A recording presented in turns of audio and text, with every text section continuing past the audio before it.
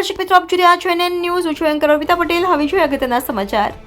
સમગ્ર ગુજરાતમાં આજ દિવસે ને દિવસે છેતરપિંડીના કિસ્સાઓ વધતા જઈ રહ્યા છે. ત્યારે જૂનાગઢના ટીંબાવાડી દીપાંજલી સોસાયટીમાં રહેતા અને સાબલપુર ચોકડી પાસે સિંગદાણાનો વેપાર કરતા વેપારી સાથે દલાલોએ 11 લાખ રૂપિયાની છેતરપિંડી કર્યાનો કિસ્સો સામે આવ્યો છે.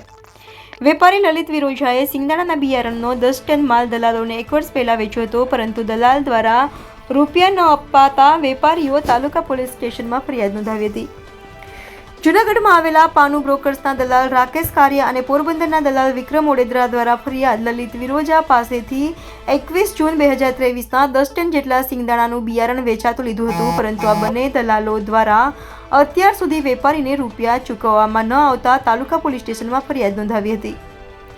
રિપોર્ટર વિવેક મહેતા, NN ન્યૂઝ, જૂનાગઢ. દર્શક મિત્રો, NN ન્યૂઝને લાઇક, શેર, સબસ્ક્રાઇબ કરો, બેલ આઇકન પ્રેસ કરો, જેથી આપને નોટિફિકેશન્સ મળતી રહે.